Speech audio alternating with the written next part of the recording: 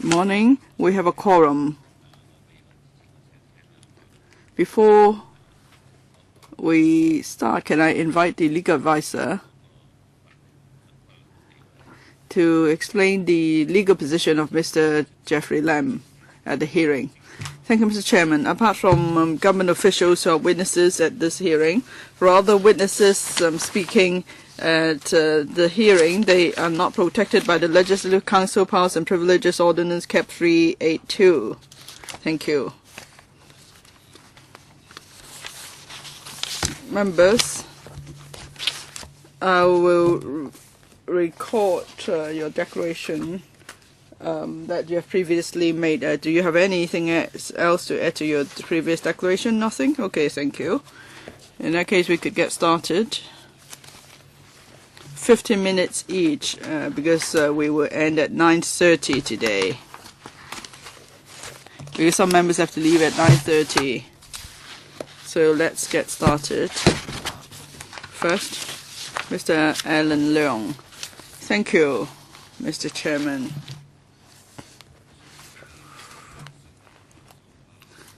First question for Mr. Jeffrey Lam as the chairman of the MEF Assessment Committee, MEFAC. I would like to congratulate Mr. Lam for being reappointed to be the chairman of the Assessment Committee. Mr. Lam, I think my understanding is correct, right? In 2009, starting from June, you've been the chairman of the Assessment Committee. Mr. Lam? Yes.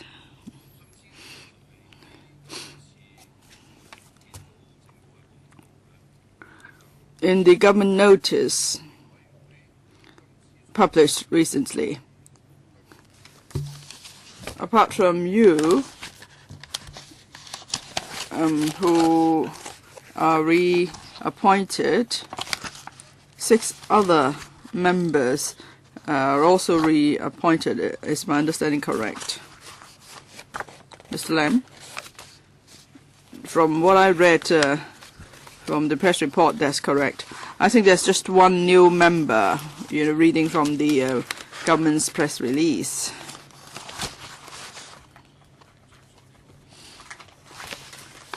Now, after the audit report has been published, and before the chief executive reappointed you to be the chairman, did the chief executive ask you to explain how, as the chairman of the assessment committee,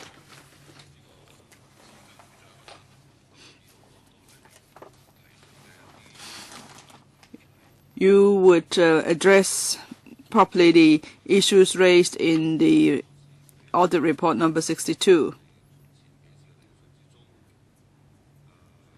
I think in past few hearings, the impression we gathered was that the assessment committee or yourself may not have fully monitored the various mega events. So did he ask you or the assessment committee to give an account on the issues raised in the audit report? Mr. Lam?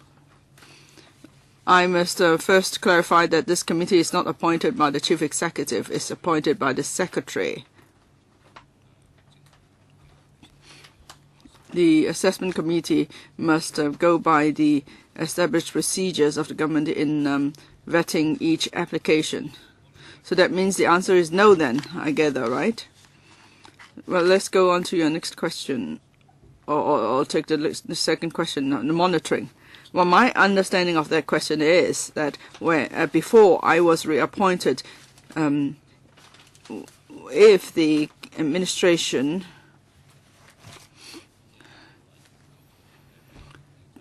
talked to me about the scope of work. Well, Mr. Chairman, the witness has answered my question, actually. Now, Mr. Lam, as we review the documents, you were first appointed on the 15th of June 2009. Is that correct? I don't recall the exact date. Well, I think you can take my words for it, because I'm reading from the press release. So it's the 15th of June 2009 that you were appointed.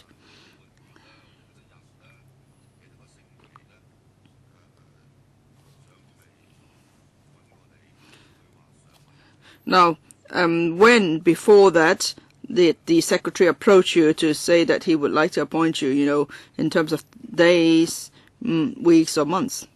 Mr. Lam, I couldn't recall exactly when, but it would be several weeks before the announcement, I think. Thank you. Mr. Chairman, my question for the witness is that his first term would go up to to April 2012. At that time, actually the first chairman's term went up to April 2012, and then Mr. Lam was appointed the second chairman.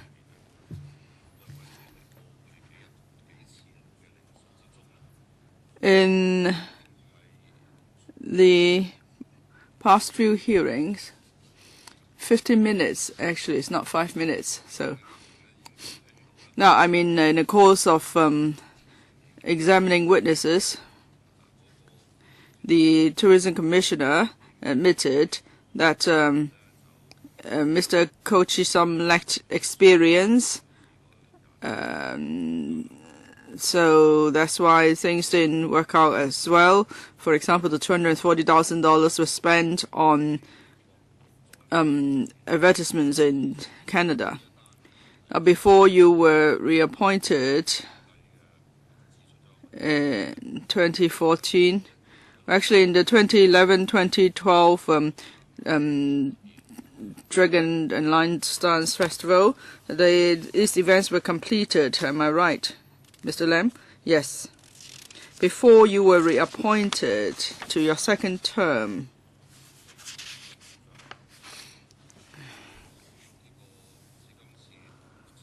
were you asked to give an account to the secretary, say for the Dragon and Lion Dance Extravaganza 2011-2012, the two Chinese New Year events, in terms of recruitment, remuneration, or lack of receipts for the paid performers, and so on?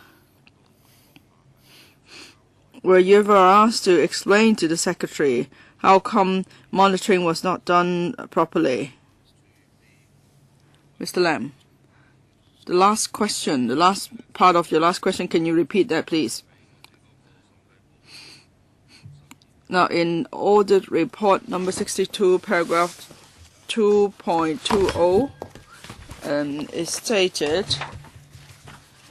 that for events C1, C2, and C3, the same problem was identified for these events.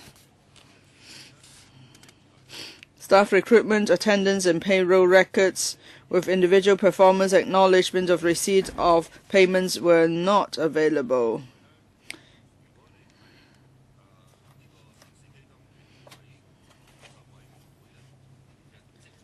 If you refer to the terms of reference of the MEF Assessment Committee, the committee should give advice to the Permanent Secretary on compliance with the terms of the grant, and whether the events were able to achieve their intended objectives, and how we could make sure that the organizations could comply with the terms and conditions of the grant. Now, in the audit report, we are told that actually for 2011-2012, for the Dragon and Lion Dance Extravaganza, the receipts were not produced. Not even the acknowledgement of receipt of payment for those performers. Now, before you were appointed to your second term as the chairman of the assessment committee, did the secretary ever ask you to explain why for the springtime production theaters case it should happen because of lack of experience? And for the problems highlighted in paragraph 2.20 of the audit report, the secretary ever asked you for explanation why that happened and whether he asked you to propose any improvement measures before he reappointed you? Mr. Lam. After evaluating each after the Secretariat of the Assessment Committee completed its evaluation on each mega event, it will produce a paper or submit a paper to the Assessment Committee highlighting the salient points. Organizers may be asked to give explanations or produce further information. And then grant recommendations would be made to the Assessment Committee. The Assessment Committee, having considered the analysis of the Secretariat, would have a discussion. The controlling officer of the fund, that is the Tourism Commissioner, and the Assessment Committee would then recommend to the controlling officer the final amount of the grant and whether any penalties would be imposed. So that's the procedure we follow. It does not involve the secretary. And then we make our recommendations to the Tourism Commissioner and the Permanent Secretary, and they will make the decision. Mr. Lam? To be fair, before Mr. Lam was reappointed a second term, the secretary did not ask him to explain the mess. Why? Because the secretary wasn't aware of it at the time. It's not surprising that the secretary knew nothing about it, because even the assessment committee knew nothing about it. Now, Mr. Lam, you've read the audit report. Now you know there are these messy accounts. And then you are now reappointed till June 2016. Are there any new measures in mind so to prevent the recurrence of similar incidents? So Mr. Lam is about looking forward. Looking forward, after I am reappointed, I will begin work for the next term of the assessment committee.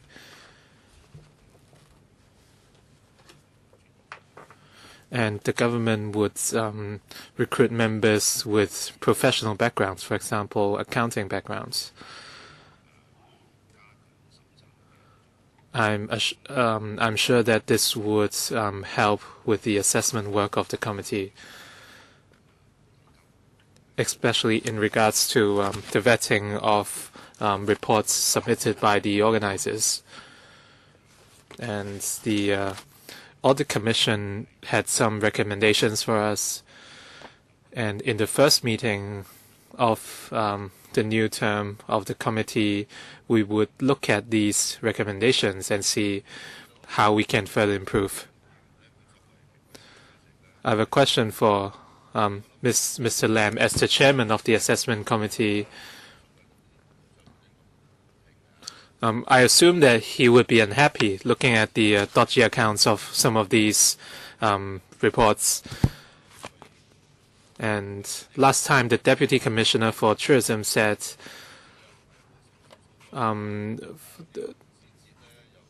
there were some of the organizers were a little immature.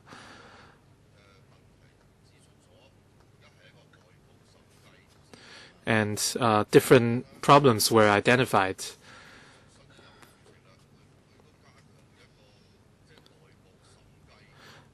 So, Mr. Lam, as you are re-elected, are you going to enhance internal auditing in order to better identify problems?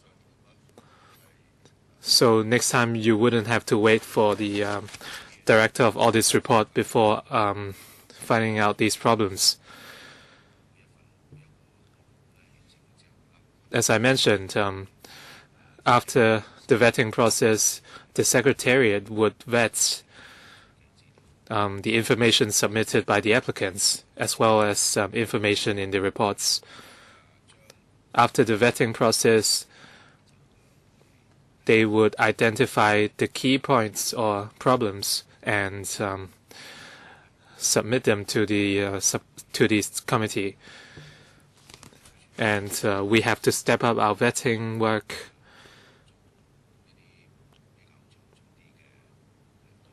And we would vet the information submitted by the Secretariat, and this is something we should do. One of our members has an accounting background, and I'm sure this would help with the work of the assessment committee in terms of vetting the accounts. Chairman, I know Mr. Lam is not paid, and the Secretariat makes up of staff from the Tourism Commission. So I have a question for the Deputy Commissioner or the Deputy Secretary. What will you do to help the Assessment Committee? Of course, we will look forward to receiving the reports from PAC. And according to the report of the Director of Audit, there are recommendations on how we can improve the vetting process. And as I mentioned earlier, the government's position is to review the overall workflow, and we would take out measures to improve the vetting process, including involving members with an accounting background. The reports mention some recommendations, and especially with regards to the declaration of interest, there are no existing guidelines at the moment, and we would include such information on the application form to ensure that the applicants would understand the process of the declaration of interest. So this is something we would follow up on upon the recommendations of the report. Do you have any timeline for us? So after receiving the reports, it's not the end of the road for us. Every year we would conduct a review.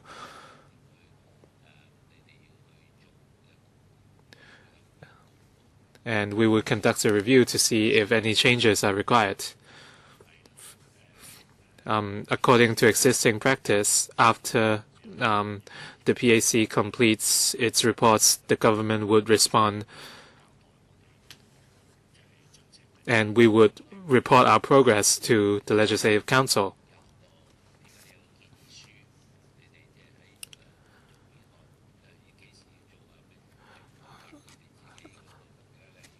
We would need to know your schedule for changes in response to the recommendations. Chairman, if you find it helpful, we can go back and prepare a written response to list out what we are planning to do. As I mentioned last time, there are certain room for improvement. There are certain things we would do.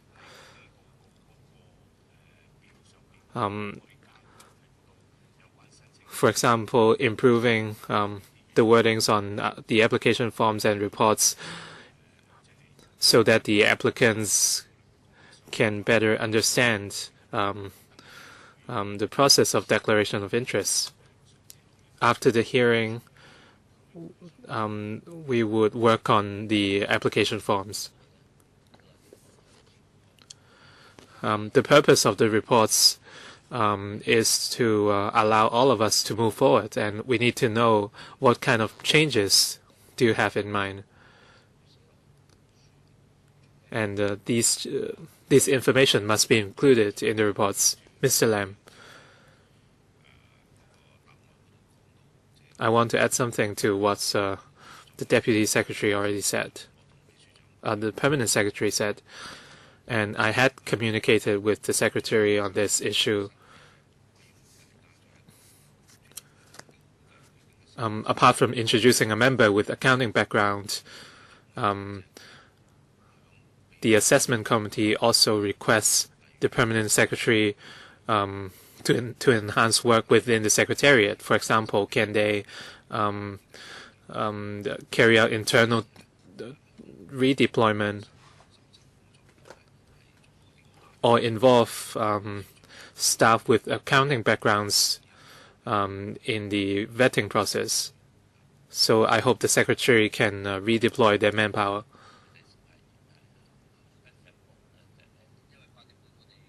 Mr. Ng, and then followed by Paul.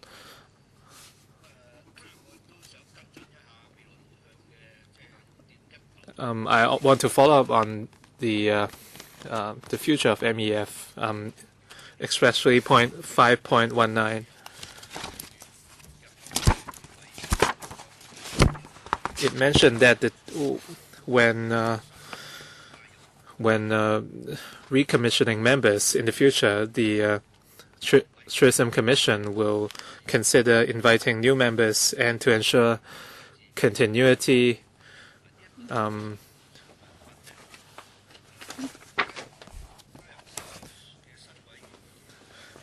continuity of the assessment committee is important in ensuring the consistency of assessment.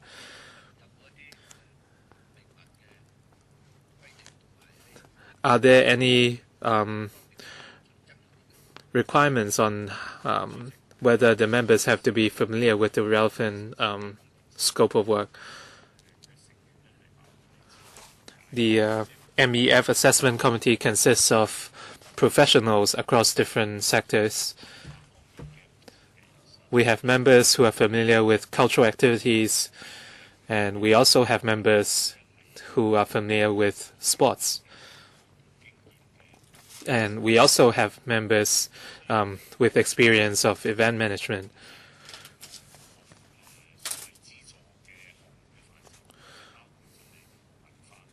And the MEF covers different kinds of events, including cultural and arts events, as well as sports activities. So that's why we prefer to have members of different backgrounds in the committee. And from the last few hearings, we understand the councillors' concerns, in particular on the expenses of the mega events. Are the committee members experienced enough to vet these applications? And that was why we introduced new members to the committee, and we have a new member with tourism and accounting backgrounds. So hopefully the new member can help with our work,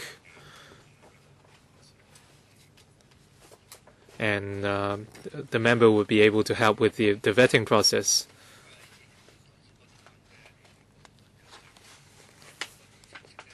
Yes, I understand.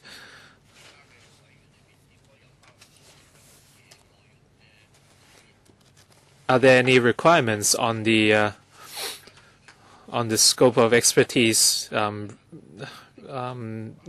required in the assessment committee members? What kind of experts do you require in the committee? MEF is a dedicated fund established in 2009, and we have time constraints for the MEF.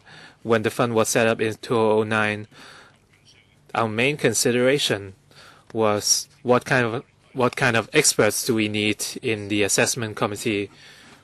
And as I mentioned, we have to address the requirements of different mega events, and we expanded the scope of MEF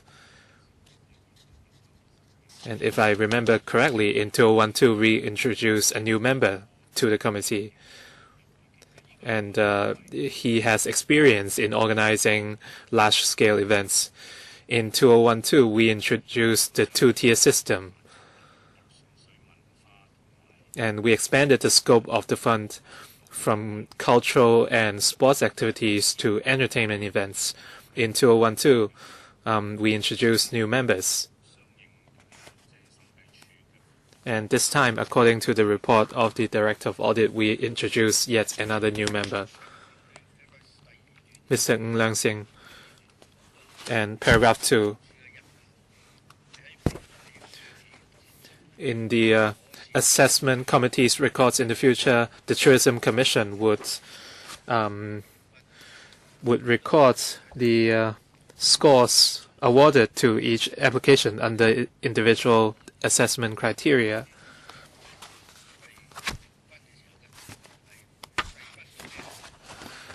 And if grades are given to each category, how detailed would these grades be? From the papers we submitted to the committee before, we have a marking scheme. We have a score sheet to assess different criteria. Our practice is, after completing the score sheet for each application, we wouldn't keep the records of specific score sheets.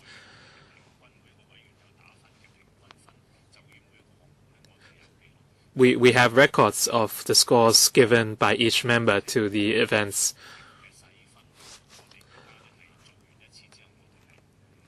But we wouldn't keep the records for the sub-scores given to each criterion for each event. We don't have such detailed records of the scores. This is very important because records are required to ensure the fairness in the assessment process.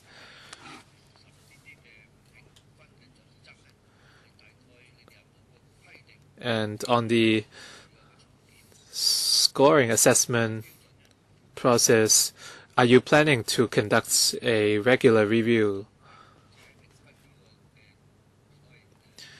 And the process of assigning scores is rather subjective, so are you planning for a regular review? And would you consider retaining the records of these scores for a specific period before deleting them? The MEF has its own time constraints, and according to the government's internal guidelines,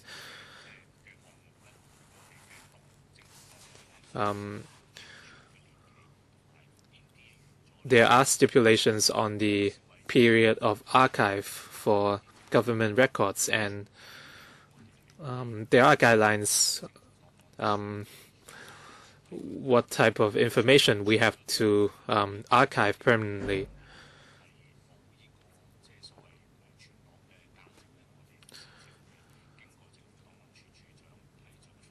And we would only destroy certain information after a certain period of time if it's deemed not worthy of archiving. And on our assessment criteria,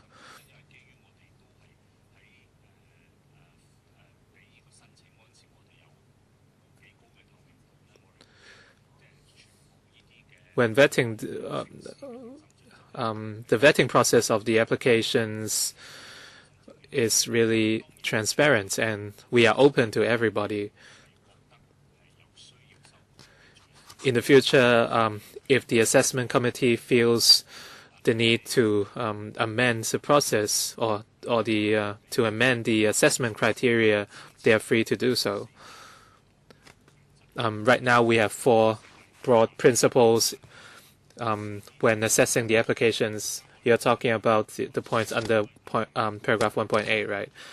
We would look at the economic impacts, publicity impacts, scale of the mega events.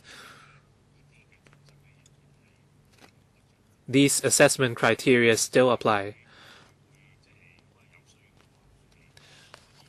That said, if the assessment committee feels the need to make amendments, they can do so after discussions.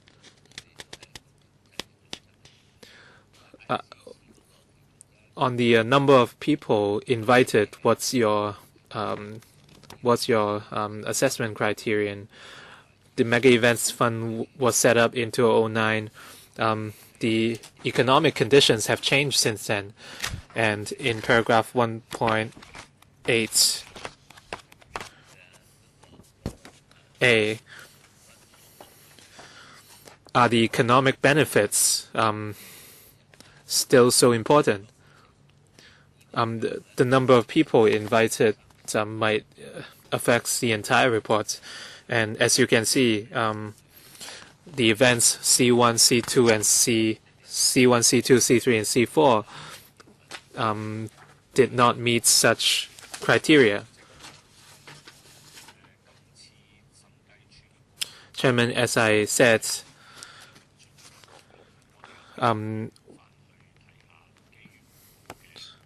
we would look at the problems identified by the report of the Director of Audit and future reports by the committee, and we would conduct an overall evaluation, and we would invite the assessment committee for views whether or not any changes must be made. And I want to talk about the evaluation of events under paragraph 4.16.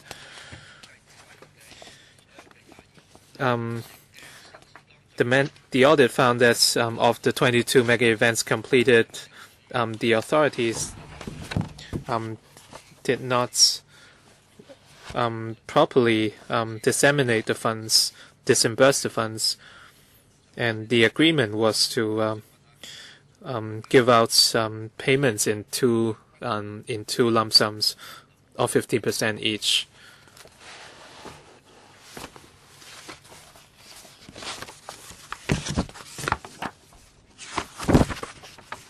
And what were your considerations in drawing up the mode of payment?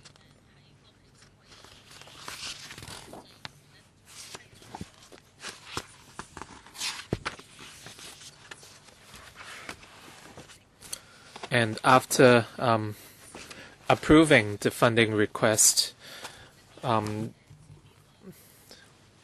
committee would assess the different criteria and the scope of the mega events, and after agreeing with the various conditions, we would sign a contract. And the process is rather time consuming because a lot of local applicants need support. Of course, from our view, it's beneficial to sign the contract as soon as possible because afterwards we would be able to monitor the progress of the mega events. The MEF is open to applications twice a year, and the application time spans are rather tight and rather close to the start of the events. And when the contracts are signed, the dates of signing the contracts are rather close to the start of the events, and as such, we have to give out the funds in one go rather than in two batches of 50% each. And we have considered the recommendations of the Audit Commission, and we would consider improving the process under MEF in the future. And for the remaining 50%, it will be given out after the successful completion of the events and the submission of post-event reports and audited accounts to the satisfaction of the assessment committee and controlling officer.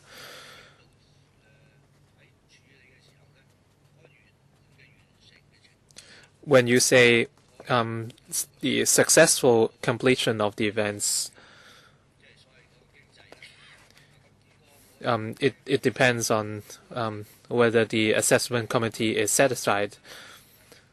So subjectively and objectively speaking,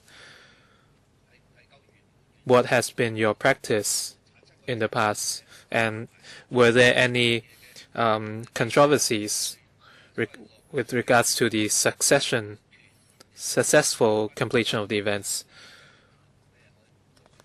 So under the mechanism, what is your practice? Mr.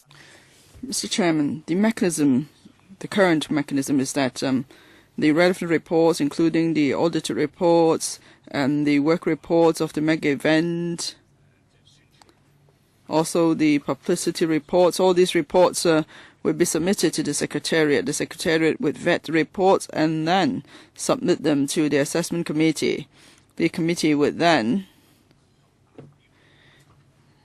consider whether the targets have been met for the mega event. The assessment will make a judgment on that, and then the assessment committee will make a recommendation to the controlling officer, that is me, as to whether the remaining amount of the payment should be made to the organizer, or if certain targets are not met, the assessment committee may recommend to me what to do with the remaining payments, whether there should be any deductions made.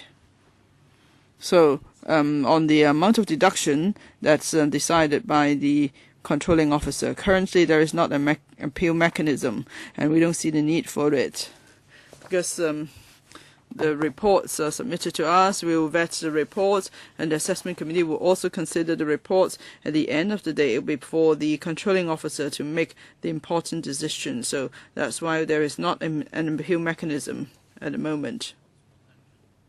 Can I follow up on a point, please? Permanent Secretary, in 2012,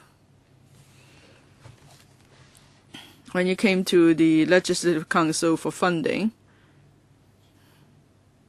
you proposed then every time when you make a payment to an organizer, you would make the payments pro rata in accordance with preset milestones. But now here, what you're doing is that you give them 50% upon execution of the agreement.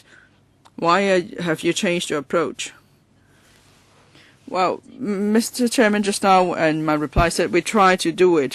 What do you mean we try to do it? That is, we won't give them the 50% in one go. But then in reply to Mr. M's question just now, I said that we have to draw up agreements with the grantee, for example, the conditions and about the grant, whether the milestones are reasonable or not. So we are very careful in doing that, and that process takes quite some time. Now, because we receive applications twice a year, so it's inevitable that by the time the fund is making payments to the organizer, that's very close to the actual event itself, so we wouldn't have too much time to carefully so we don't have time to make sure that we could consider the contract carefully and also disperse funds early on. No, it's not possible sometimes. Now, in a brainstorming session of the assessment committee recently, we considered that perhaps we could make early announcements every year as to when we might receive applications, or maybe we should receive applications more frequently so that organizers could put in their applications sooner, and then there'll be more time, a longer lead time to the event, and that will allow us more time to consider the contract terms and so on carefully. Now, actually, when we have signed a contract with the organizer, this is already one of the mega events, so that's why we have to proceed with care in drawing up the contract terms. Our monitoring would have started by the time we've accepted an application. But then if we have more time, actually we will disperse the funds in more phases. You could ask about E1 and E2, the tennis events, if you wish. Yes, Mr. Chairman, if I may first follow up before I go to the other events. Two other members asked us already about appointing new members to the assessment committee, because you pledged that you would consider whether to inject new blood to the assessment committee. Now, you pledged to do so, but then at the end, there's just one new member to the assessment committee. You've just changed one member. Is it because you are very happy with all the incumbent members, or do you have difficulties identifying new members? For all members on the assessment committee, they have different experience. They were able to give sound advice to the administration on the various mega events in the past.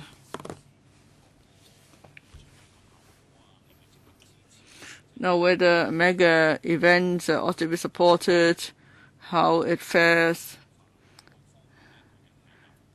and so on. Now, we have members with different expertise in cultural events or sports events and so on, so they're able to give us advice, especially to me as the controlling officer. So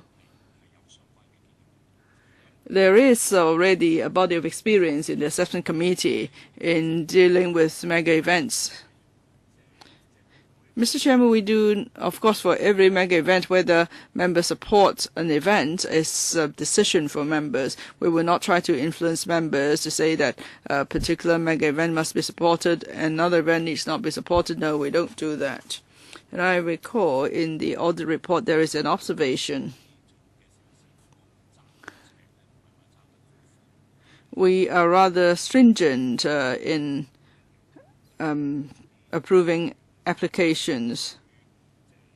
So we have to be fair to members of the assessment committee. They have made their contribution to the assessment of mega event applications. They have rendered sound advice to the administration. And in light of the recent concern, we have actually introduced a new member to the committee. Paul? Well, experience is one thing, but there is also commitment. And we have to see from past performance that there is commitment. Let's say for the Dragon and Lion's Dance Extravaganza, there were 4 applications. One member never attended any of the assessment for the 4 applications. Another member only attended one of the meetings. Now, that kind of commitment, it doesn't matter how much experience you have. Do you think with that kind of commitment that member is still fit to be a member? Permanent Secretary, it's true there's one member, actually 2 members. Well, for a member, he's often out of town because of his work. But then there have been cases in the past that even if members were unable to attend meetings, they could give their advice in writing beforehand on an application. But then we do need members with relevant experience in helping us with the assessment. At the same time, we have to accept that some members busy with their own work. So what we'd like to do in future is to do several things to help members. For example, in scheduling meetings, we will try to fit in with the schedules of members as far as possible. And then secondly, we will take the initiative to ask every member who is not able to attend the meeting if he has any views on a particular application. And we would ask them to provide advice in writing beforehand. And through modern technology, even if a member is out of town, if possible, we could arrange video conferencing or telephone conferencing so that members could take part in the vetting of mega event applications.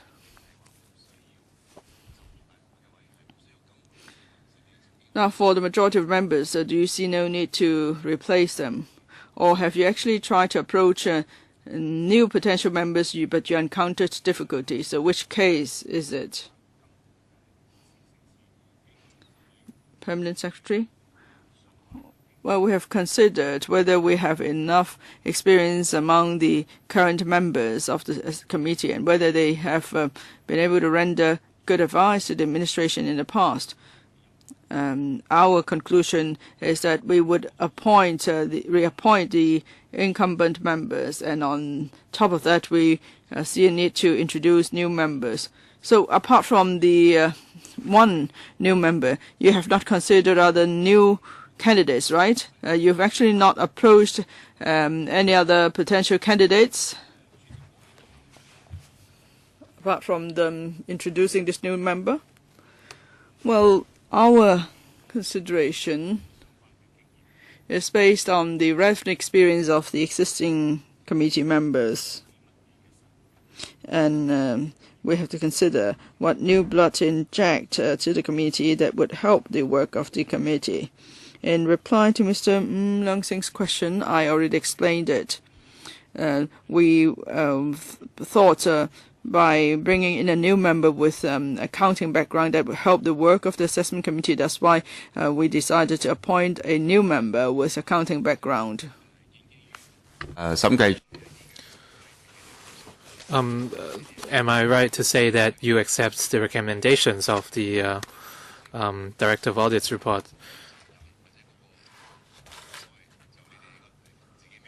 So you would shoulder the responsibility in case of any glitches. It has nothing to do with the assessment committee. Is that correct?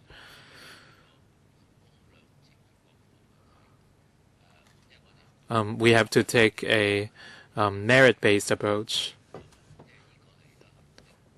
We would not interfere with policy setting because that's the job of the administration. But we have to take a merit-based approach. And if you invite inappropriate people in the committee, so are they going to shoulder the responsibility?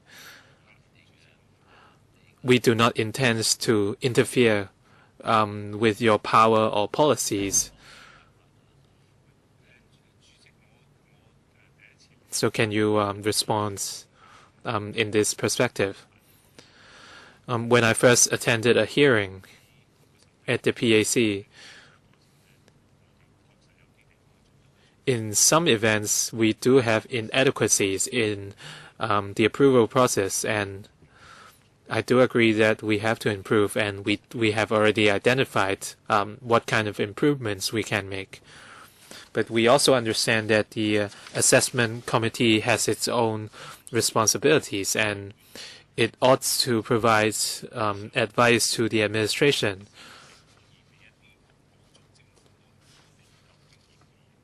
So they can actually complement the administration, since some of the members have areas of expertise. And we decided to form an assessment committee with external members. So I'd like to go back to E1 and E2. Can the witnesses look at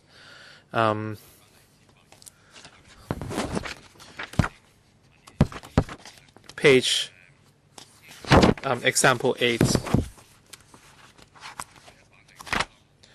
First, example 3 from page 21.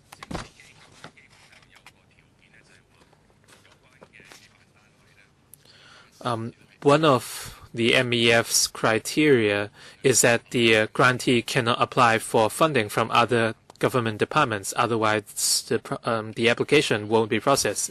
Am I correct? I don't agree with the point that we won't consider the applications.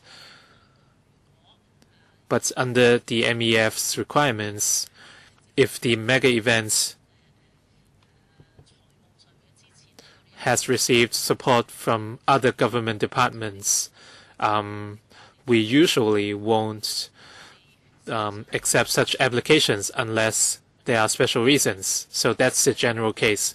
For a lot of leisure and sports activities, a lot of events are receiving recurrent funding from government departments like the LCSD. So what kind of special circumstances would you consider? As I mentioned, if the applicant is an organization that receives recurrent funding from LCSD, for example, art performing groups that receive recurrent expenditure, we won't rule them out of the eligibility of applying for mega events. If the organizer can promise to the MEF that they can improve substantially Hong Kong's appeal to tourists, for example, by expanding its scale, these are some circumstances we would consider. Deputy Commissioner, why don't we have witnesses for events E1 and E2 today? The organizer of event E1 and E2 is Hong Kong Tennis Patrons Association. It's a limited company. This company has already been dissolved. It has been dissolved. It has been dismissed.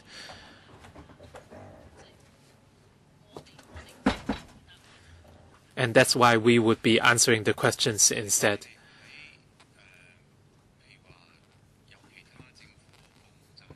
Chairman, in case the applicant is receiving funding from other government departments,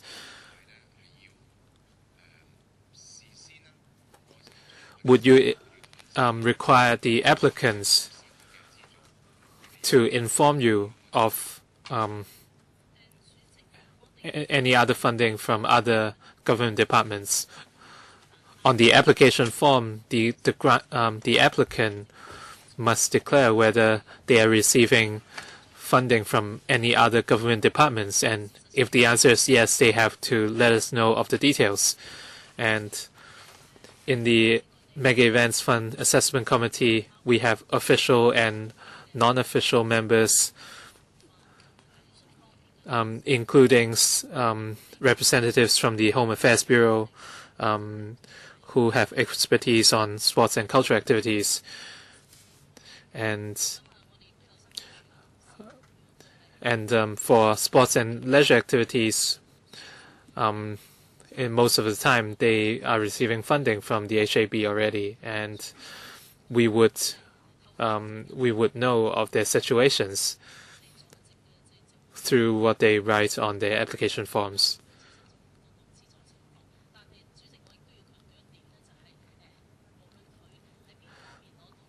And Chairman, I want to reiterate one point.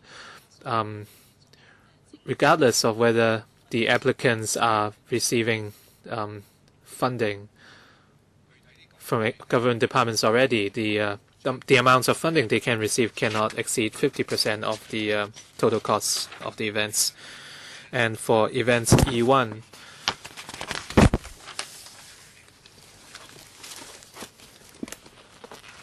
can you point out in what way they are receiving funding from LCSD already? Let's look at paper Gen 18.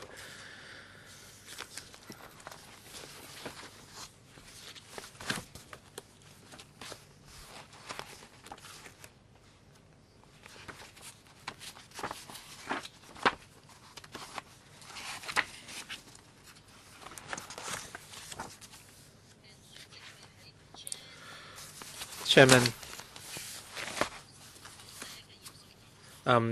let's look at page 93 on Gen 18. And in item C, others, under the income and expenditure statement, LCSD subvention was mentioned. Paul. Under such circumstances, you understand that they are already receiving government funding. So what's your main consideration when granting the application. In this case,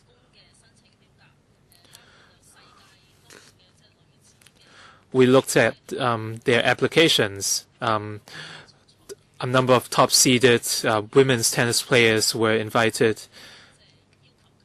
and the assessment committee also imposed an additional condition. If they are able to secure world-famous men's tennis players, the scale of the events can be further expanded, and we would consider granting the application. For this mega event, if under our support they can further expand the scale of the events, we could garner more international coverage to benefit the reputation of Hong Kong, and that's our main thoughts. So one more question, since time's limited. So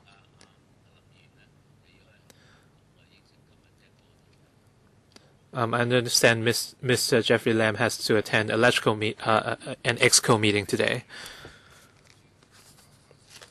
Mr. Leung, the Permanent Secretary said in previous public hearings they've made certain commitments. And in page 3, they said they would introduce accounting experts to the Secretariat, and they would also inject new blood to the assessment committee. And members to the committee were appointed in June this year. And of the committee members, 6 are existing members. So my question is, by saying that they would inject new blood, what was the Secretary referring to?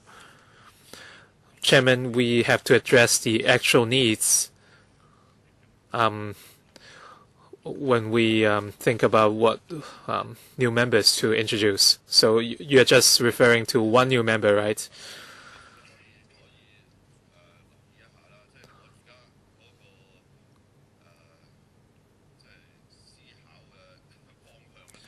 Right, Secretary. My point is that all along, the so-called improvement measures for the mega events are not very useful. You have identified problems, and you said you would inject new blood, and you are just making a very minor change. And you said you would address the actual needs.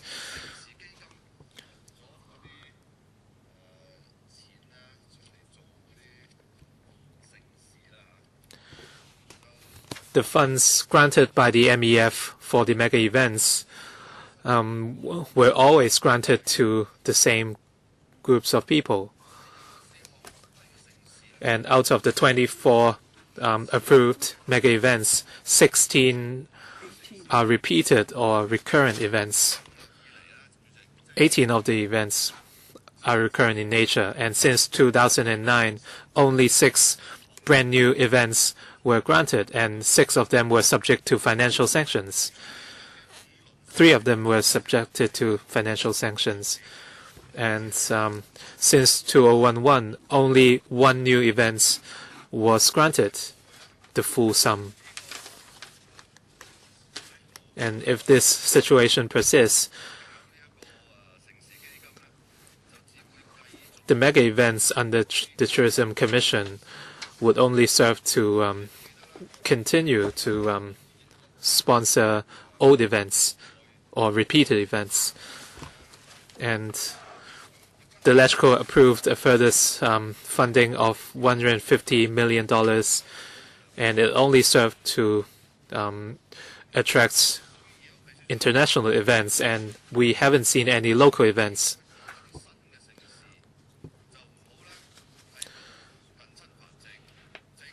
We need to come up with new events, and we shouldn't keep sponsoring the same groups of organizers year after year.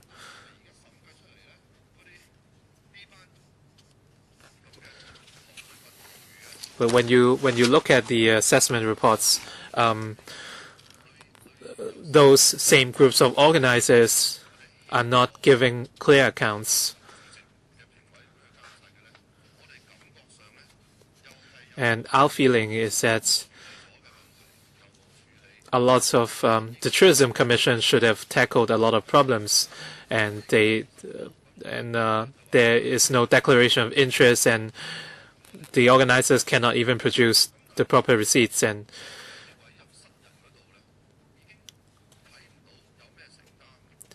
I cannot see your commitment in inviting new members to the committee. So what is your view on my comments? As I mentioned, in the past, the assessment committee has contributed a lot in terms in the granting process, and in the monitoring process, we do have inadequacies. And we would look at the audit reports and committee reports, and we would follow up on these. However, does it mean we have to reappoint all the members of the committee? Our view is that the committee members have different fields of expertise, and they have experience vetting a large number of applications in the past. And the committee members can certainly continue to contribute and help with our applications. Of course, we look forward to different types of applications, and we will welcome applications from different NGOs. But from our experience at the Mega Events Fund, and we, as we have mentioned in previous meetings, the organizers differ substantially in terms of capability. Not every organizer is capable of running a mega event. In the past, we have encouraged different types of mega events to different results. For certain mega events, we need years before they can be run successfully. Let's say for certain sports events, in the first year, they might not have reached a large scale. But our hope is to nurture these events and grow them by scale year by year.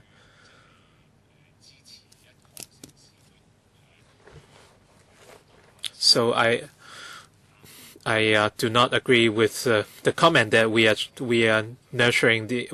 sponsoring the same events year after year. I agree that Mr. Jeffrey Lam is a talent, and in June 2009, he was appointed chairman of the assessment committee, and according to the 6+6 rule, and by June 2015, his term should be up. And now he will continue until June 2016. So it's a breach of the 6+6 rule. So what is your ground? The 6+6 rule normally applies to the recurrent government committees, and it's not set in stone, and it's different in nature from typical government committees. The MEF is a time limited fund, and the funding would only last till 2017. So we did take the continuity of the Mega Events Fund into account. And we have considered different reasons when we decided to renew the term of the current committee by 2 years. Then why don't you make the appointment last till April 2017? Because there will be just less than a year and a half, year left. You're not going to appoint a new committee, are you? Now, for the new appointment, all members, including the chairman, the term is for 2 years. So we still go by the 2-year term in making the reappointments. It's true the funding would last till 2017. Today we're not able to see what's going to happen in future, but maybe there are some events that are only approved just prior to the completion of the fund. We will still have to carry out the relevant monitoring work. Mr. Ellen Leong, from the point of view of value for money audit, if you have a more competent assessment committee, that might have helped in bringing in more mega events or managing these events. And those messy accounts might be helped too, and we won't be wasting money like this. That's my question. But I think that's the problem with the CY Leung administration. Now, there are so many problems revealed in the audit report, but he has to pick a fight. All members, including chairman, are reappointed. So is he picking a fight? What else is he doing otherwise? Of course, this question can't be answered. But I'm just saying that as we conduct this value for money audit, that strikes me. That's all. Mr. Lam, you've been reappointed for another 2 years. Can I ask what grand plans you may have?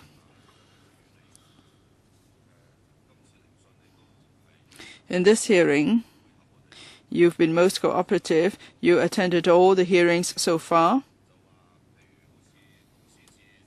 You heard that for the dance, the Dragon and Lion dance extravaganza, originally they said they would hire 3,000 performers. Eventually it was dropped to 1,850, and finally it was just 1,440 performers. And then Ko Chi Sam, he spent $240,000 on publicity for his performance in Canada, and for $90,000 he didn't produce any receipts, but you still paid him. And then for the Dragon and Lion dance extravaganza, again, a lot of the payments were without receipts. So people just signed a piece of paper and it's considered, and then they're taken to have received the money. But I suppose it's the first time you heard about it from the hearings. Is that correct? Mr. Lam? We have of course, read the recommendations of the audit. We've also looked at the deliverables of the previous events. We've heard the views as well, so we'll conduct a review on that basis. Just now, the Commissioner for Tourism and the Permanent Secretary already said that in vetting certain events, what we need to do, that's been explained. For example, instead of just 2 rounds of vetting a year, can we do more rounds in a year? And then in vetting the submitted reports, in terms of the amount reported, could we do more detailed vetting? And just now it's been said in reply that we'll strengthen our accounting background. Mr. Chairman, I think the witness is repeating himself. Perhaps I didn't put my question properly. Now, Mr. Lam, you've read the audit report. You heard the Commissioner for Tourism, the Deputy Commissioner for Tourism, and the Permanent Secretary giving evidence here. What do you feel? Do you feel unhappy, or you have expected it, or what? Because we rely on you to act as the gatekeeper. Now, whether public money is properly spent, whether there's value for money, for the money spent, you have huge responsibilities on your shoulders. So what do you feel? Can you explain that to the committee, having heard all that? Mr. Lam? We go by the code laid down by the administration in carrying out our work. The Director of Audit has given his views. He believes that we haven't approved in many projects, but then we could also be more stringent in approving projects. I think these are all views that been expressed.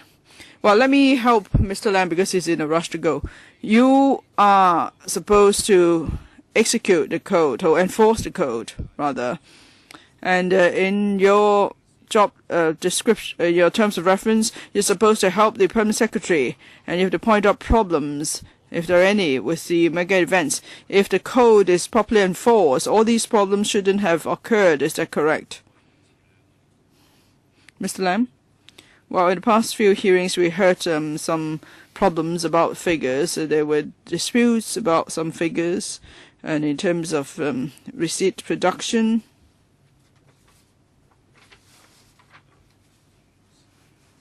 that wasn't done properly. Just now, I said already, together with the Permanent Secretary, we'll see. We have put forward some suggestions on how we could strengthen our work. Now, in the committee, they've introduced a member with a professional background, that is, accounting background. And it's hoped that they could also deploy an accountant to help us in-house. That's been said. Yes, anyway, this is something we're going to do, and we need the staff to help us take up the new tasks. Mr. Lam, do you think there is insufficient support from the Secretariat that's caused all these chaos? Was it the case? Mr. Lam? Actually, just now already answered the question. You answer him as to whether you consider this to be a mess, and you could give an answer. On vetting the figures, yes, we could do more. I'm sorry, I'll have to repeat what I said earlier. In terms of vetting, I hope the Secretariat could, in terms of accounting and vetting, strengthen its work. Mr. Alan Leong, I know my time is up. I wonder if I could follow up on another document. It's also a question for Mr. Lam. Mr. Lam, can you help us, please? R62-info-13. Perhaps the Secretary could assist Mr. Lam here. It's actually the latest document. Controlling Officer's reply at the special session of the Finance Committee. It was the 2nd of April this year that document was submitted. Mr. Kenneth Leung, also a member of this committee, he asked questions of the Secretary for Commerce, for Commercial and Economic Development at the Special Finance Committee meetings. R62-3-info-13. Have you found it? Yes, it's a 2-page reply. Since 2009, the Mega Events Fund approved 24 mega events amounting to $97 million. So, Ms. Lam, can I refer you to the last few lines of the reply, after the table, that is, the last 4 lines in the reply. I'm looking at the Chinese version, so it's from the 4th last line, from the period there. It says here, these reports are which reports? That is the reports submitted after the completion of the mega event, like the audited reports, the evaluation report, the publicity reports, and so on. And here the Secretary said that for these reports, they have to be submitted to the Assessment Committee and the Controlling Officer of the fund for vetting. If at the end it's considered that the organizer has breached any rules or terms of the approval of the grant, or if the event could not achieve its intended deliverables, the organizer may not be given the remaining payment, or there could be a deduction of the payment. The organizer may also be disqualified from applying again under the fund. We see that 2 organizers have been disqualified over the past few years. So, Mr. Lam, my question is, in deciding whether a mega event has performed satisfactorily, are there any objective criteria to go down? What do you mean by satisfactory performance or outcome? Mr. Lam, after the completion of each mega event, the assessment committee will review the reports submitted by the organizer.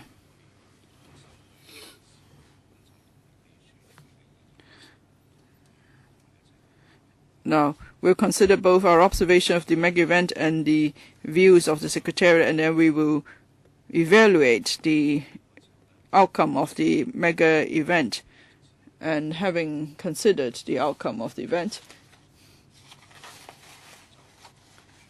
we will make recommendations to the controlling officer, that is the Permanent Secretary, as to how much payment to release to the mega event. The remaining payment, right? Yes, the remaining fund. If there's any breach of the terms and conditions of the contract, we'll see why there was the breach and how bad the breach was, and then we'll see how that may impacted on the overall outcome of the mega event. So there are many factors to take into account, and after taking into account all these factors, we will recommend to the Secretariat whether sanctions should be imposed, how much deduction to be made, and so on. Let's finish your question, please, because Paul is after you. Now, you didn't know before, but having read the audit report, you know that for the number of performers reported that there was a major discrepancy. Instead of 3,000, and at the end it was just 1,440 performers, and then money was spent on publicity in Canada and so on. So do you think that's ideal? Now, you say the financial sanctions are considered as penalties, but is there a formula to go by in deciding on the deduction, or is it just arbitrary? Mr. Lam, do you need the Secretariat to give you information on how the deductions are made? I think there are guidelines in the file. Maybe you have to refer to the guidelines. Jan 21. I'm looking that up. Please give me a bit of time. In that case, perhaps Mr. Poche, please hurry up, because there are other members who wish to ask questions. So, 2 questions.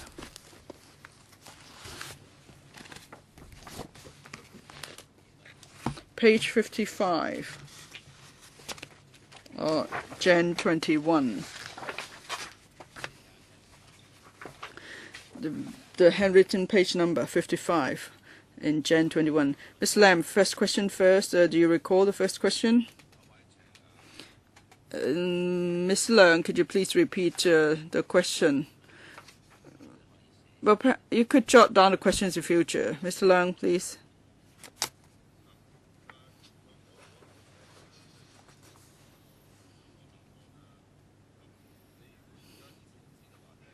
Now, okay, you didn't know in the past, and I refer to the Secretary's reply to the special FC meeting. Now, you knew, maybe you didn't know about it, but now after the audit report, you know there are a lot of problems. Do you still consider the arrangement to be satisfactory, or the performance of these events to be satisfactory? For example, springtime production, C1, C2, C3, C4, E1, E2. Do you consider these events to be satisfactory now that you've got all the information? Mr. Lam, for each mega event, it serves a different purpose. No, just give a short answer whether you find the performance to be satisfactory or not. Because you're in a rush to leave, and he's asked a straightforward question, actually. Now, say for event C4, originally they proposed 3,000 performers. At the end, there were just 1,440 performers. And then for event G1 or G, money was spent on publicity in Canada to the tune of $240,000. Is it satisfactory or not? Of course, it's straightforward. It's not satisfactory. How can you consider that satisfactory? let me give a quick answer, please. Let me answer. I think we have to look at the event, whether it's able to achieve its intended deliverables. If it's not the case, of course, it's not satisfactory. But I think what's important is that whether the original deliverables or the original aim could be achieved. And if they couldn't achieve that, why and how far off are they from the targets, for instance? And if they can't achieve the targets, then I would say that they've spelled out in the application, then of course it won't be satisfactory. So you mean from 3,000 to 1,400, that's not satisfactory, right? Second question, the guidelines on the criteria for sanction. Now, Ko Chi-sum wasn't happy. He received a deduction, but Chen Kam-lam did not receive one. Well, there are principles to go by. Actually, those principles have been mentioned before. I won't repeat them. If they could fulfill those principles, then we'll have to see. Apart from the principles, perhaps when they submitted their application, they said they would do certain things, but they didn't manage to do them.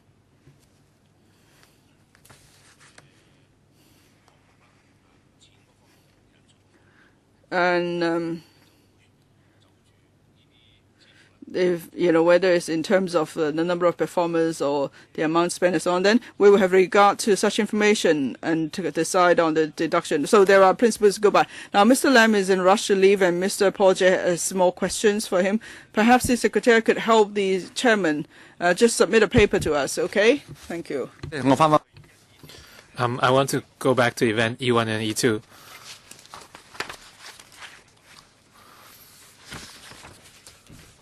And in this hearing, there are certain events we are especially concerned with in terms of number of participants, number of jobs created.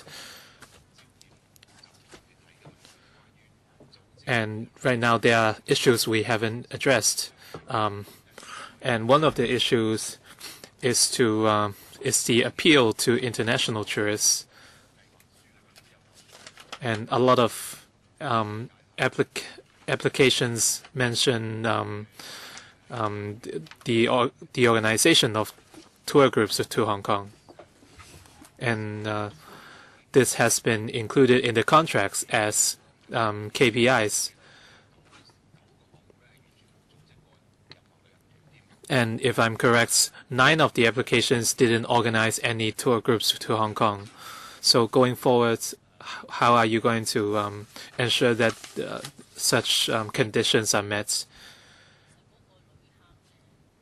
For events E1 and E2, the number of visitors met the mark, but there were restraints in the number of attendants. The venue was the Victoria Park tennis courts, and the capacity was only a few thousand people. And however, the number of attendants to the events both met the mark, and the organizer had partnered with 2 travel agencies to launch tour group packages. And we did have tourists from Singapore, Southeast Asia, and mainland China, as well as from other countries for these 2 events. According to our records, these were materialized, and these were mentioned in the audit reports. For these 2 tennis tournaments, we had a lot of overseas media coverage, and there were live coverage of these events.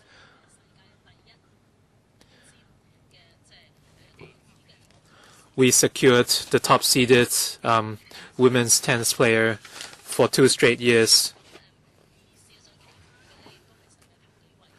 And we also had other top tennis players from around the world.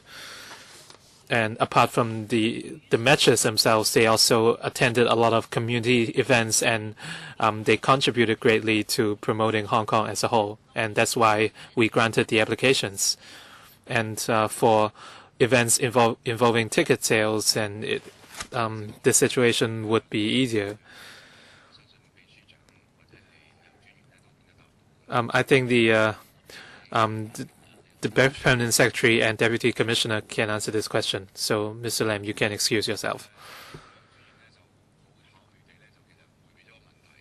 And the Deputy Commissioner dodged my question. My question was, 9 of the mega events had no tour groups, tour packages to Hong Kong. And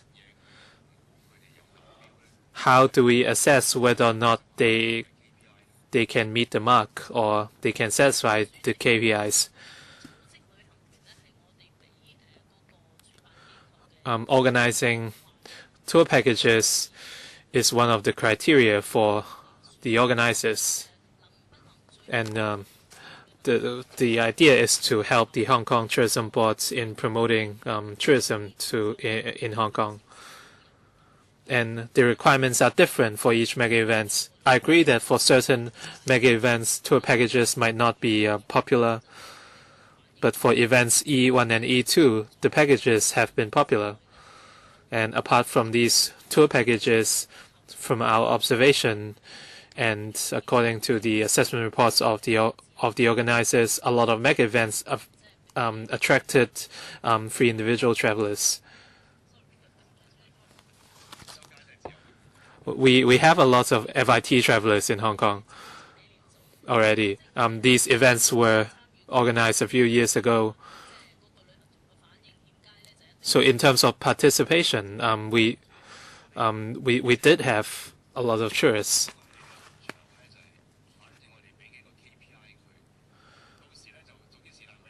You assigned a few KPIs, and maybe they could only satisfy one of the indicators, and then you would give them a pass. Is that the case? If you assigned a few KPIs, you have to ensure that they are all met, and not just one indicator, but all of the indicators. So is this a case of inadequate monitoring? Permanent Secretary. I hope members understand that the organizers for many mega events are NGOs and non-profit making bodies, and we did consider the different. We did consider the capabilities of the organizers, and the Secretariat had also provided support. And in assessing whether the overall objective of the mega events is met, we would consider whether the mega event itself is materialized and whether certain objectives are met. And in some cases, we were not satisfied with the results or deliverables of the mega events. And this has been mentioned in the audit reports. And in some cases, we had decided to impose financial sanctions. And we, in inviting non-profit making bodies to run mega events, we had success stories, but also some cases of failure. If we require the organizing bodies to meet the KPIs completely, then perhaps we can look at the wordings of the KPIs. The basic requirement, let's say for a certain mega event, is to have 10,000 visitors and participation from overseas tourists. Let's say if one of the goals is to enhance Hong Kong's reputation,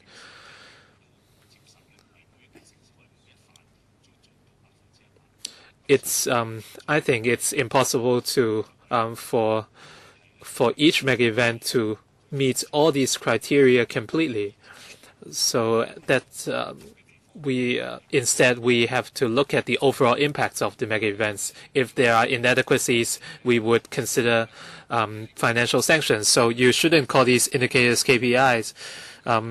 You should call them APIs, approximate performance indicators.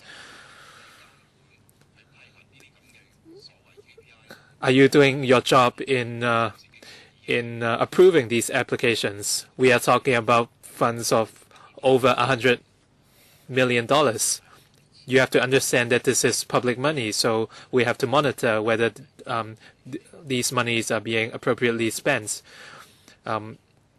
These are your own assessment criteria.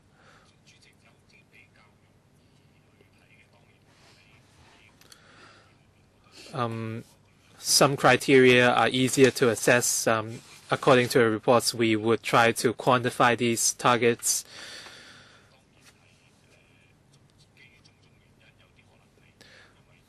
Some of the criteria might not be met because of time constraints or the capabilities of the organizers. The Secretary mentioned non-profit making bodies. Let us come back to events E1 and E2. Apparently, the organizer is a non-profit making body, but in fact, the executing body is certainly profit making, and they even have one of their staff is even an official member of the assessment committee. You're referring to events E1 and E2, right? By non-profit making company,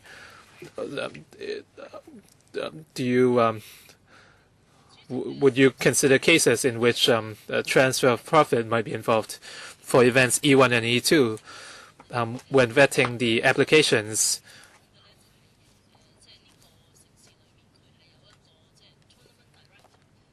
the tournament director of the events was a member of the assessment committee. When vetting the application and when they made their presentation for in front of the assessment committee, these people were present. From the application form, let's look at Jan 18 for the application form of events E1. The handwritten page 131 and the handwritten page 134. And these two provisions were present in the application form. And the role of the tournament director has been mentioned. And their role as an ex-com member was also mentioned. You can look at item F under handwritten page 131. We can look at paragraph F on the printed page 41.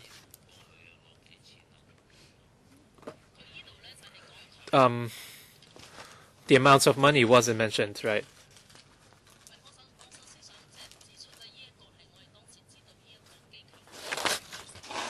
So at that time, we understood that the member had a role in the executive committee, and he had no rights to vote, and he was only involved in the organization of the events. And we were aware that in the previous years, the organizer had run events for the ATA, and they had a good track record.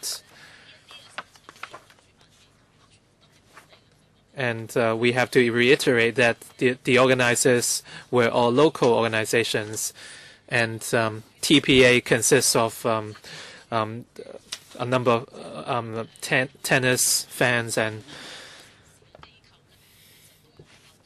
it's only natural that they were invited to run such an event.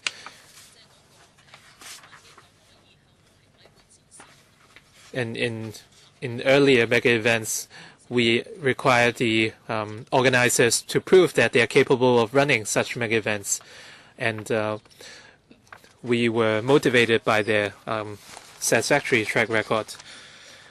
When approving this application, were you aware how the fund would be used? as you mentioned, for non-professional bodies, if they are to organize mega events, they might need support. So were you aware at that time, or did you only find out afterwards? From the papers I mentioned, we were aware of the situation. So perhaps the members can turn to page 159 in the same paper. And these information of past events run by the same organizer. And the same organizer had been appointed in previous tournaments. And we were well aware of that.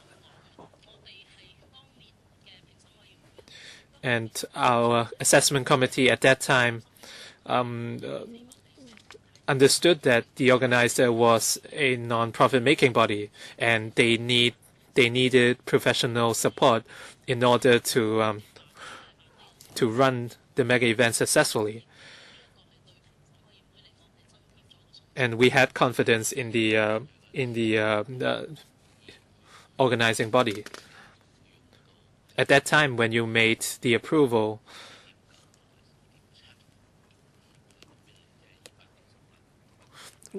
were you aware that for events E1 and E2, funds of 2.9 and 2.7 millions were required?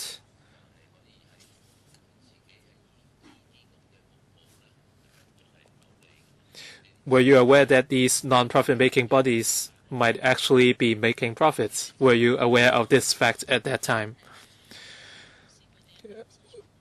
If we understood that if this is a professional body, they would certainly charge a fee. Were you aware that they charge a 12% fee?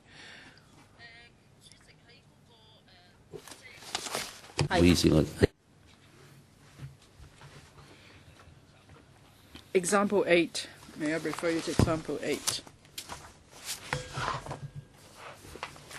The audit report number 62, example 8. Well, if you don't know about that, it's fine. Just tell us. When these two people made a declaration. Now, Mr. Chairman, in the application form, at the time they did not give a breakdown yet on the major items of expenditure. For this organizer, is actually submitted a lot of information to the MEF Assessment Committee, and they submitted their budget forecast in their budget for the past few years. They submitted to us as well. So may I refer members to Gen 18, handwritten page number 243.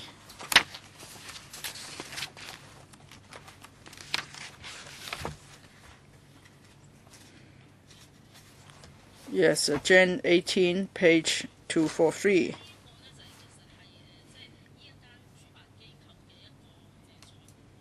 This is a financial statement of the organizer. We've redacted the information from past years because that's not relevant to this hearing. The redacted information is about the budget of the organization for the previous years. Let's look at the item player expenditure. The third sub-item, player procurement fee. We see that the organization charged a professional fee. At the time, we only saw an estimate. We did not know then how much would be charged at the end. But at the time, we were made aware of a service fee to be charged. But of course, for a professional service provider, if the provider charged a fee, we considered it reasonable at the time. You mean the 2.7 million fees? Because they needed to spend money, say they needed to invite more than a dozen top seed players, of course there will be fees charged, and for service provider, if the service provider charge a fee is not is reasonable. Now the question is not that we don't allow people to charge a professional fee, but then you are the monitoring body, you know there's a profit-making element in it. There should be certain procedures to go by, for example, open tender or declaration. You have to accept such procedures first, otherwise there would be a problem with your monitoring. And then you wouldn't be able to tell whether money is not properly spent. That's really the crux of the matter. Have you discharged your duties in looking at that, or is it because you just look at their past performance or their past and then you thought they could be trusted, that's why it's fine if they did not invite open tender and whatever? Deputy Commissioner, I must remind you there is such a requirement in your contract terms. Yes, of course, Mr. Chairman. In terms of procurement, we have laid down the requirements in the contract. But at the same time, we have considered the ability of an organizer to successfully host a mega event. That is an important consideration to us. Because if these mega events are held properly, they would do good to our image. But if not, then of course it will hurt our image.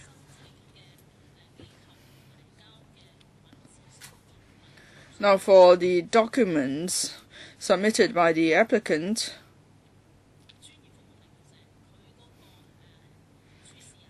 where there's information on the professional service provider, the person in charge, his role in the organization, and why is he involved, how much fee he's charging, or in the past few years, is actually the same provider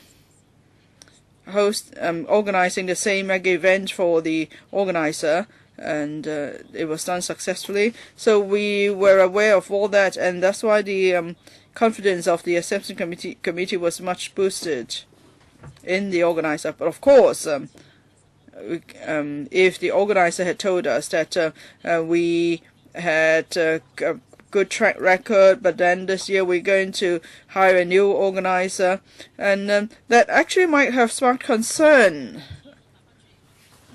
for the assessment committee. But in a short answer to question, we were aware of this at the time of the application. Paul, in that case, maybe then you shouldn't include the requirement that they must proceed to open tender, or you would say that unless you're hiring this service provider, we won't grant you the funds. So, but then that's not what you put down in black and white. So how can we be sure that you have actually fulfilled your monitoring duties? Now the problem here is that we don't see any documentation. You said you were aware of these issues. So there should be something in writing, like a letter to the assessment committee, to say that you're waiving this clause in the contract. So you grant a waiver to the applicant. Only then we're talking about value for money or good governance. You said you were aware of that, but that doesn't mean that you could just ignore the contract. Mr. Chairman, yes, of course. TBA itself, in its own constitution or article of association, is spelled out its procurement procedures. Actually, this has always been a position in this hearing. We've been saying that in terms of declaration, we have not specified the form of declaration, whether it should be in the form of a letter or what, but rather we just come to some mutual agreement. Perhaps in the past, such agreement was not documented so properly. So as we improve our work, definitely we'll consider how we could strengthen this area of the procedures. Now, what's in the contract you have not done, but then even if it's not in the contract, the organizer could actually take the initiative to give another $200,000 to his agent, and you just ignore that. So how can we have faith that you will follow the contract terms and make sure that public money is not misused? Now, in the documents submitted by the organizer, page 243, Jan 18 to page 243, is that correct? Yes. Past financial statements. In 2009, the organizer then, or the mega event, the event was not supported by the mega event, but then the organizer also paid a bonus to its organizer. That's the information they provided in the application, so we knew about it. Let me explain this. Let's take E1 as an example. The total amount of grant was no more than $9 million, but at the end we only had to pay $7.8 million because they ended up having more income than expected and spending less than expected. But then LCSD only gave them some $2 million. True. It's also public money. Yes, Mr. Chairman, if I may refer you to Jan 18, handwritten page number 311. 311.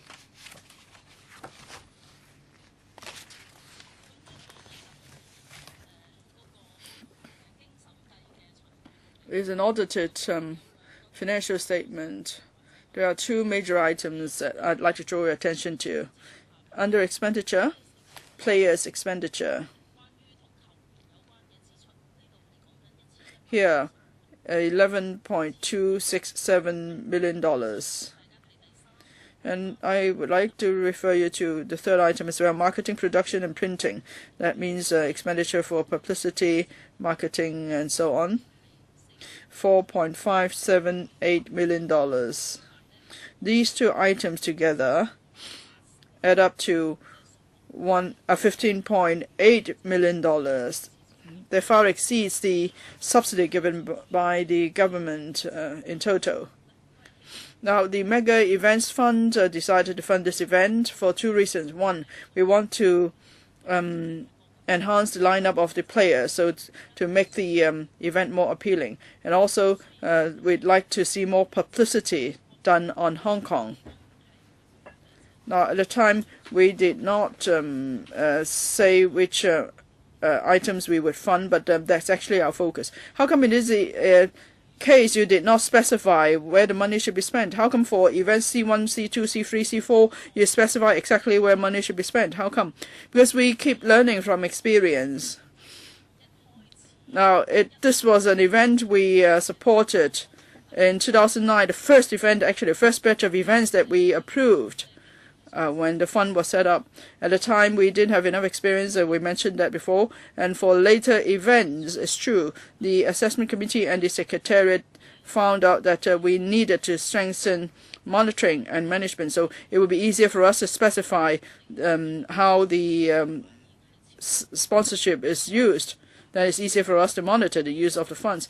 Now, for this case, the two items together cost more than $15 million, but the Mega Event Fund only paid $7.8 million.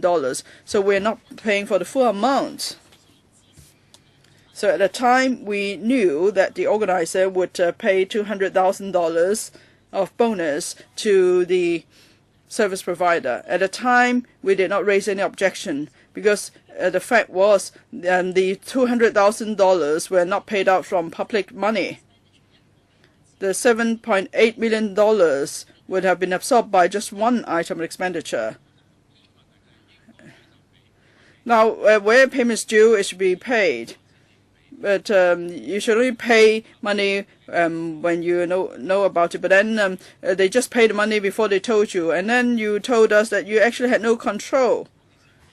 You just said that you seem to be saying that you're paying less than expected, so you have benefited from it. But if it's your own money, would you pay it out that way?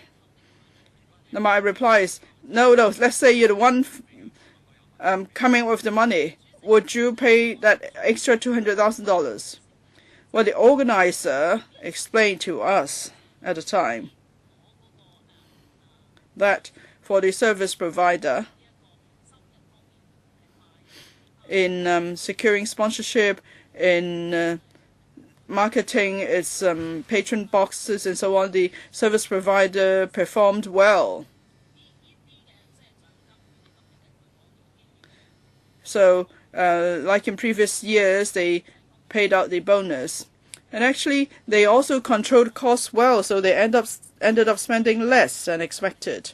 Now, if this were money from my own pocket, let's say I hired a company to do something for me, now the company is able to generate more revenue and spend less and do a good job, I would actually actively consider paying out a bonus. Let me help you answer the question. This company, all the service provider, between them, is there any agreement? That is, if the service provider ends up spending less and earning more, maybe there's some reward mechanism. Have you reviewed this arrangement between the two? No, Mr. Chairman, we did not look at the service agreement between the organizer and the service provider. But then, as I said, from the financial statements submitted for previous years, we could see that was the practice. Now, we're looking at it from the point of view of value for money audit. Now, you say, yes, place expenditure was $11 million, marketing another $4.5 million. But you're being selective in putting your focus on these two items because you did not specify where they spent the money. So you're using these items to measure the subsidy given by the government. So looking ahead, we have to be very careful in how we pay money and where they are allowed to spend the money. Only then you would have control. We don't have any breakdowns on which items are sponsored by the MEF. But one of the criteria is that the purpose of MEF is to improve the profile of the competition and to help with marketing and promotions. And as I mentioned, this is one of the earlier approved events under the MEF, and at that time we did not stipulate which of the expenditure items are supported by MEF, but we did state the purpose of our funds. I have two questions. I've read the application forms in the last 2 years. The Khan's brothers can receive the Khan property can receive a few $1 million under from KCE Sports and Entertainment. And I see the names of the Keaton brothers on the application forms. The Keaton brothers of KCE Sports and Entertainment. And simply from reading the application forms, you wouldn't know that the money paid to KCE would end up in the pockets of the Keaton brothers, where it doesn't say anything about it on the application forms. Deputy Commissioner. Let's look at the handwritten page 85.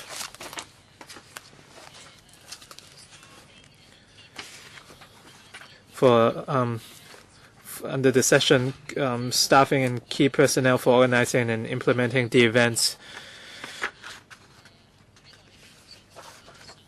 And one of the key personnel conducted a presentation for us, so we were aware of the presence of these two persons at that time. My question was, you knew that you're aware of these two people, but you didn't know that they would benefit from the funding paid to KCE. In paragraph 86, it's mentioned that KCE would provide the staff and there would be accountants for KCE. So we were aware of the presence of these two people. They were co-tournament directors, and they were also members of KCE. I'm not sure why you knew about it. Were you familiar with these two persons? According to the papers, to the application forms, I cannot see anything about it. You can go to page 86. Terry Ketton and Brian Ketton were mentioned, and the full-time staff were they were full-time staff.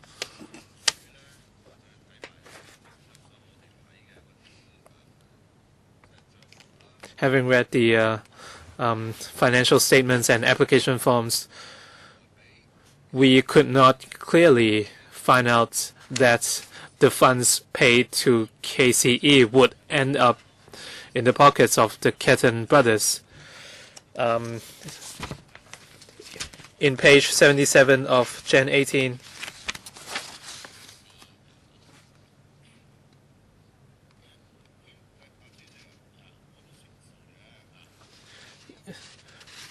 I have read this page.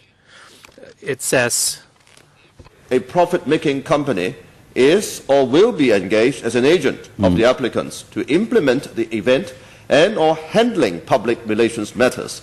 好啦，咁跟住咧就主席頭先想我睇嗰度咧就係 10啊嘛，10咧就係講咩咧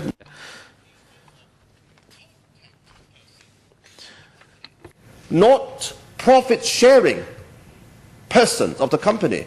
I don't read it the way that the chairman did. I'm sorry. I just can't find any connection or nexus. I know the names of the Ketton brothers are everywhere. And the name of KCE Sport and Entertainment is everywhere.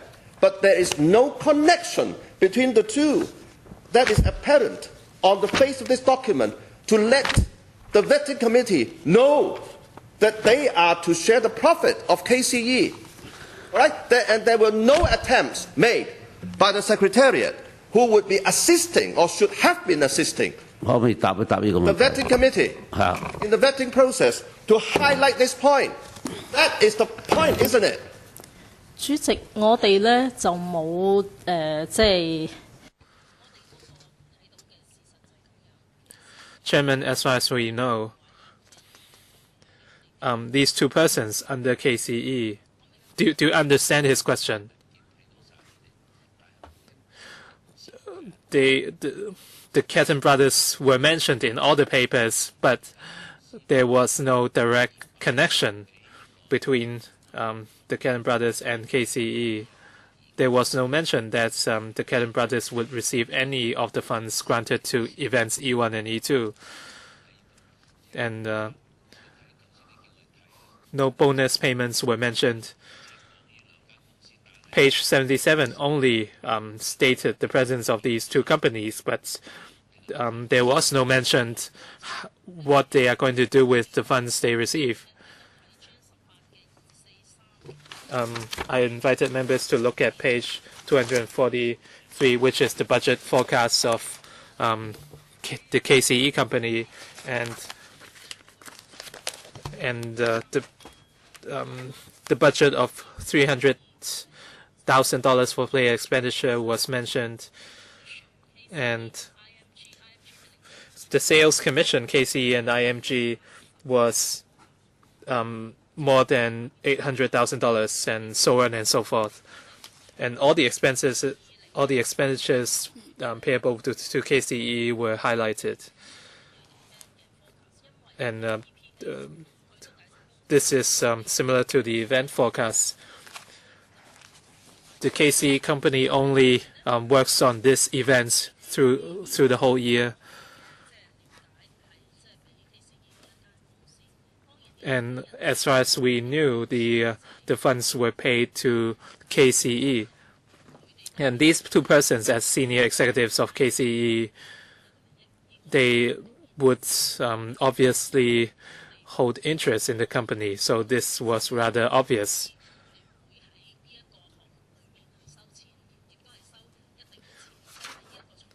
We understood that if we knew that KCE would receive funds, we might not approve the application. This is you've missed my point. But let's not waste any more time. But I have a follow-up question.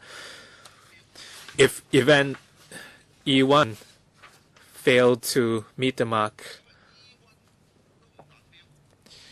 if E1 failed to meet its targets, why did you approve funding for E2? In 2010,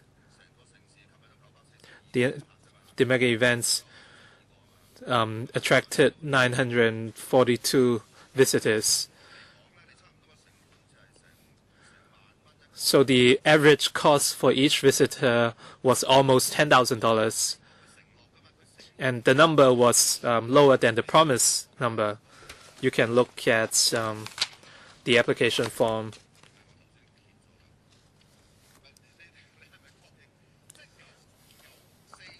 Can you confirm that the number of 942 visitors was lower than the promised figure?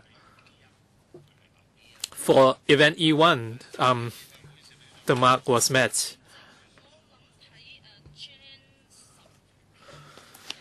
Let's look at paper Gen 18, the handwritten page number 334. In column A, predetermined project deliverables and targets. B, actual outcome. And in column B, under item 4, 5, and 6, you can see the indicators, and you can see the target figures and the actual figures.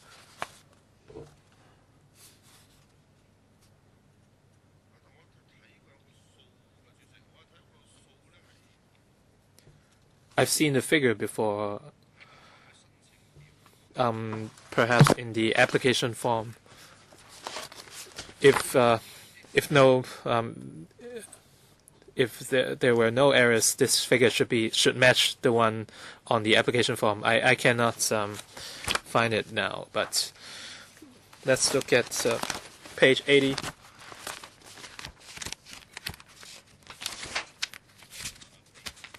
Let's look at page 80 in Gen 18.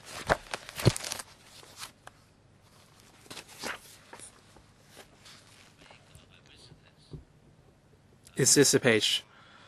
Yes. The number of audience, the figure of 800 visitors refer to foreign tourists, right? So the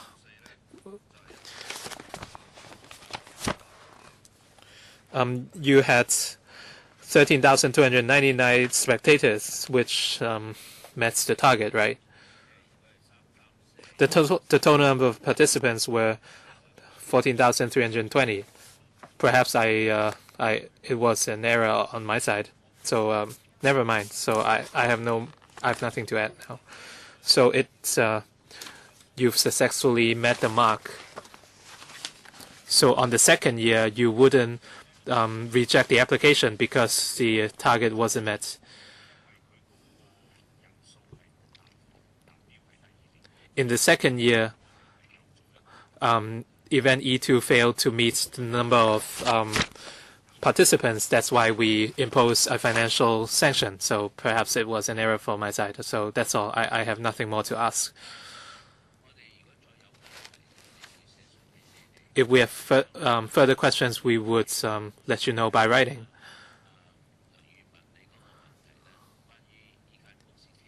Deputy Commissioner Mr. Leung asked a question about KCE. A lot of names were thrown around. The names of the Ketten brothers were thrown around. But what was their relationship with the company? I think you have to explain it to us in writing.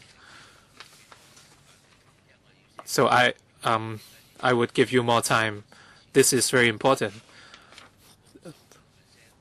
They received 12% of the total expenditure, and on top of the $200,000.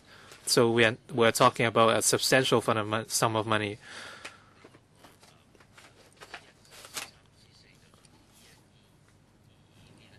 And for events C1 to C4 and E1 to E2, as Paul said, some of the events failed to meet the mark, so you have to evaluate.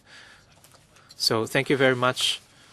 So when we are done with the meetings, we would write our reports. We have enough information by then. Thank you very much.